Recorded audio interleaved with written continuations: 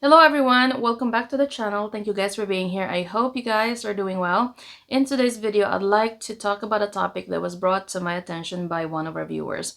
In his comment, he mentioned that on his recent visit to the Philippines, he noticed a big change when it comes to how Filipinos dress, how they talk, how they present themselves. He said, it reminded me of my visit to some South American countries. I've noticed that there's a lot of tattoos and piercings, and the dress they wear very different from what it used to be. Because of that comment, I've decided to title this video, Filipinas Are Not So Demure Anymore. Of course, I want to add a disclaimer. I'm not calling anyone out, okay? It's just an observation. And I'm not saying all Filipinas. Obviously, there's still a lot of very traditional, conservative Filipinas out there. But there is definitely a big change, okay? Back in the day, one common description for a traditional Filipina maiden, we call this in the Philippines, the Lagang Filipina. The Lagang Filipina is one who is demure, meaning a woman who is well behaved, reserved, or modest in her manner. Some would describe her as quiet, shy, and secretive about her feelings, real feelings for a suitor, and denies it even though she is really in love with the man. Certainly the opposite of someone who is racy, stand out, and loud. Nowadays, Filipinas are not so demure anymore. But that's not entirely bad. The modern Filipina is confident and is not scared to express herself, whether that's in the form of speech, the way she presents herself, or even the way she dresses. Some will say that this is a good thing, some will also say it's not a good change. Whether this is good or bad, that's up for debate. It really depends on who you talk to. But here's a couple of changes I noticed personally. Okay, so what was it like back in the days, 2, 3 decades ago in the Philippines? How did women dress and present themselves, especially in the provinces? Now, one thing that I noticed is that Filipinas used to cover their chest, their midsection, and their legs. That's not something you would see in public unless there is a parade. When there is a parade, usually if there's a fiesta, festival, a school type of activity, those some schools have bands and they have this thing called majorettes. I'm gonna try to put a picture on the screen so you can see what I'm talking about.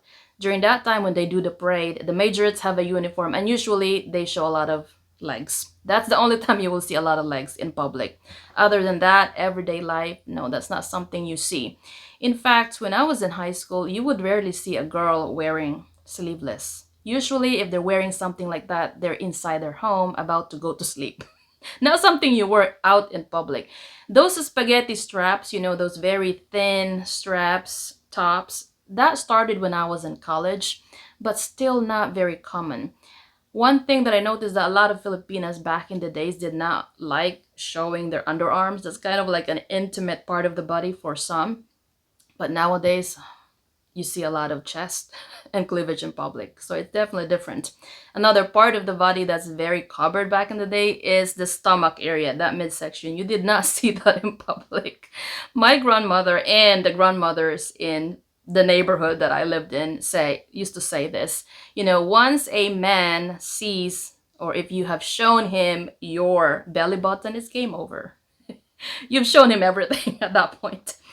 And so, yeah, that's something you would never see in public. The legs, every now and then you would see some, especially if they're working in the yard, maybe 2, 3 inches above the knee, but nothing farther than that.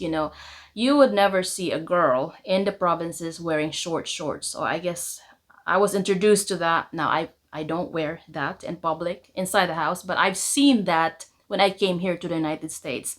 What do you call it? Daisy Dukes. I've never seen that before. In fact, when I first saw it, I attended school for a short period of time and in campus, this college. I saw that, wow, some of these girls look like they just got up out of bed, at least in my opinion. And they showed up sleeveless, very short shorts, like kind of the back hanging out. I mean, I was really shocked. I'm like, what? You wear that in public? I mean, I wouldn't even wear that at home, but anyways. So those type of things you do not see in public. Legs, no, not a lot of legs. I mean, there were some rebels every now and then you'd see. Usually they're from Manila visiting, a relative, a family in the provinces. But the big difference too is back in the days, you got called out. If you wear something like that, it's not just the grandmothers that will call you out. Um, your aunts, anyone older than you, they will call you out. They will let you know that we don't like the way you dress, you're taking so much attention, you're bringing shame to the family, that kind of thing. Nowadays, people don't care as much, and we have a very low population now of older people, so there's not a lot of people gonna be calling you out. Plus, nowadays, there's really no point calling you out. Well, it's kind of hard to call you out when everybody else is doing it. Back in the days, you would see maybe one, two, visitors in town. But yes, that's the big difference. You got called out back in the days. I remember I am really a big fan of jeans because when I was in college, I commuted from, I did not live in campus or what do you call those dormitories. So I went home every day. And when you're commuting, I think it's just safer, much more easier to wear jeans. And I remember wearing one jeans one time and it's a little bit tight. And my cousins, I have male cousins surrounded with my cousins. They told me, nah, that jeans a little too showy. It's showing too much of your, behind. It's not good. Change. They will call you out. Back nowadays, no, I don't see that a lot happening. All right, let's move on before I start blubbering. All right, another thing that I've noticed is that when it comes to makeup, now I'm not against makeup because my mom is beautician. I think it's always good, at least this is my opinion. It's good to enhance those natural features. But I noticed that the way Filipinas wear makeup nowadays is a little bit different. It's definitely more, instead of enhancing those natural features, they change it. So sometimes you would barely recognize a person before and after makeup. Like a lot of the enhancement looks more like they make those natural features more Western, like the eyes. I notice a lot of, when you watch these makeup videos, which you probably don't, I do, of course. I notice that they wear a lot of this big, like very bold lenses to make the eyes look bigger, make the eyes look pop. Nothing wrong with that, but it just looks more Western. It's instead of making it more like enhancing the natural features of a Filipino, which I think there's a lot, the small little noses that a lot of Filipinos don't like, the pango, ilong, I think that's a cute feature, but they make that more like they put a lot of line here to make it more, nose bridge a little bit more higher. Again, they just makes you look more Western, which I think there is a beauty in those natural features, But definitely more Filipinas nowadays wear more of the Western look makeup, very heavy, actually. All right, so let's talk about one big difference that I noticed, the tattoos and the piercings. Let's talk about the tattoos first. I've noticed more and more Filipinas wear tattoos. Now, the big difference is that nowadays tattoos has become more of a, what do you call that? Accessory. A lot of college educated Filipinas wearing them just as an accessory. Also, it also signifies a certain, what do you call that? I can't find the word, but status. Yeah. Not big tattoos, just small little thing on the wrist, on the neck, on the back. I've noticed that more and more college educated Filipinas wearing tattoos. Now, back in the days, the only women who wear tattoos, two things, okay? The first one is if you are in a certain industry, and you probably know what I'm talking about. Those women in that industry, a lot of them, not all, but a lot of them wore tattoos. So if you are a regular girl wearing a tattoo, even if you're not in the industry, you really don't want to be associated with that because people see a tattoo and they automatically think, oh, she works in the industry. Now, the second type of women who used to wear, back in the day, who wore tattoos are those who were married to foreigners. I know. Yeah, I remember having a neighbor who actually was very reserved, very shy. She married a foreigner, and the foreigner had like sleeves, like tattoos. And so she decided to get some too. And that's a thing, So people automatically assume if you, back in the days, okay, if you had a tattoo, you're either in the industry or you're married to a foreigner. So some Filipinos don't want to be associated with that, especially with the fur. So back in the day, you would rarely see a provincial girl with a tattoo. Nowadays, it's more of a status symbol, and it's just one other accessory. Now the piercings, I mean, I've always seen Filipinas wear earrings and stuff, but nowadays I start seeing the one on the nose, the what do you call this? The brows, the lip. That's new. That's very new. Again, it's just another accessory. Very different. All right, when it comes to the cosmetics, I want to go back to that because I just remember something.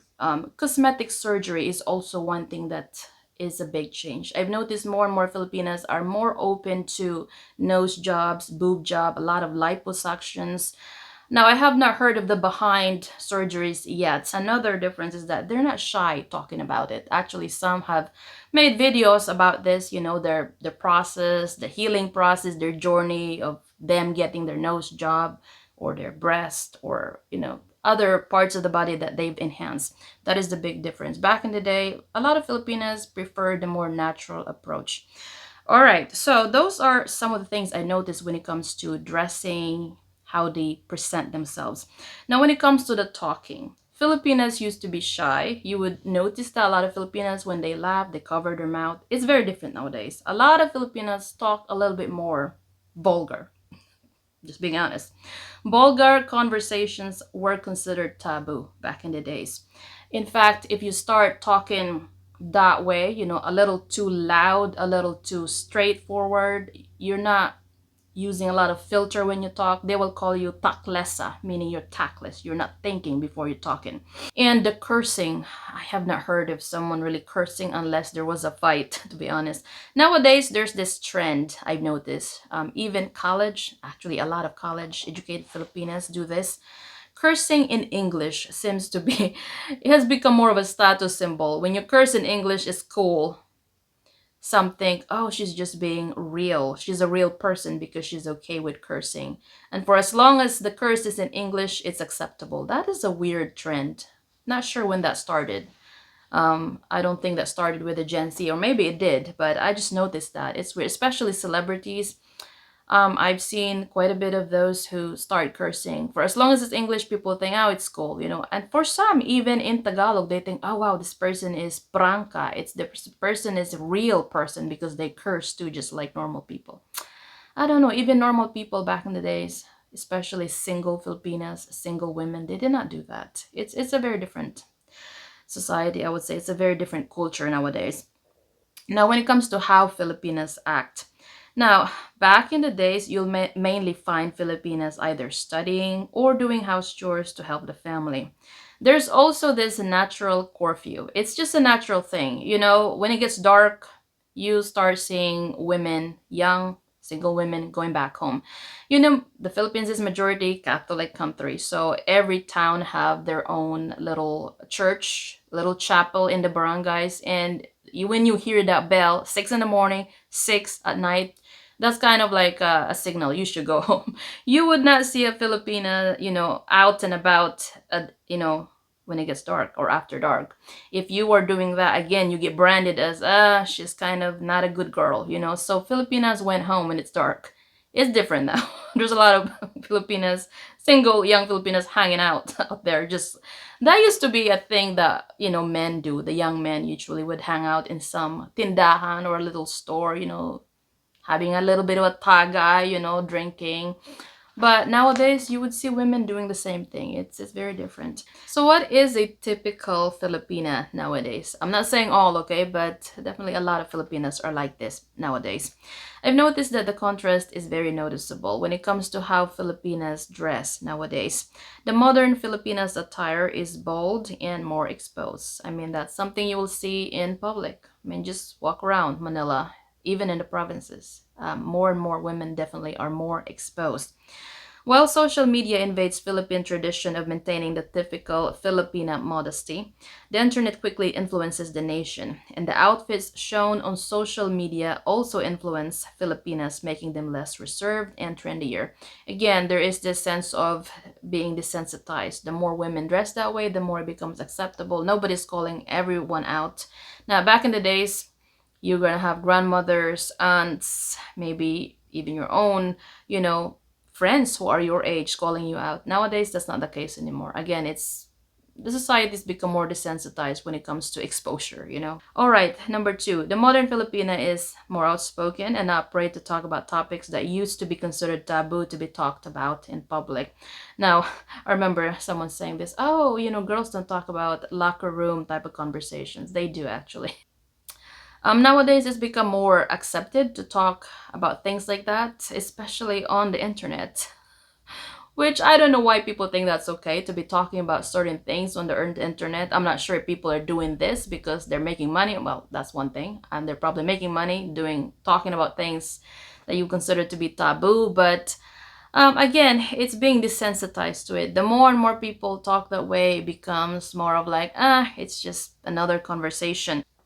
The next thing, the modern Filipinas like to follow trends and tries to avoid the Filipino stereotype described as submissive, shy, reserved, and martyr or very forgiving. Again, with everything in the culture, when there's changes in the culture, you would notice an overcorrection. Now, a lot of very highly educated Filipinas don't want to be associated with the stereotype of, you know, what a Filipina maiden used to be. She's described as someone who's submissive, shy, reserved, very forgiving. A lot of Filipinas really overcorrect. Well, I don't want to be seen as someone who's submissive because I don't want to be a victim. And there's some truth to that, you know. Of course, you will find that there's always people who will take advantage of that, but I think the overcorrection is also not good, at least in my opinion. All right, let me go ahead and conclude this video before I make this video too long. This is my personal opinion, I think some changes are good, but I also think that some of these changes are bad. You know, there's always that overcorrection, as I mentioned. It's also good to be independent and be able to speak up for yourself, to have your own opinions and be confident when it comes to making your own decisions. I think that's very good change. On the other hand, I don't think women need to over sexualize themselves to be attractive. And there's really no need to be vulgar to make a point. I noticed that with culture, there's always this overcorrection, as I mentioned, and I don't think that's good. I think a woman can live a modern lifestyle and at the same time embrace family values, homemaking skills, and observe etiquette as a traditional woman in the 21st century. All right, thank you for watching. I will see you guys on my next video. Bye, guys.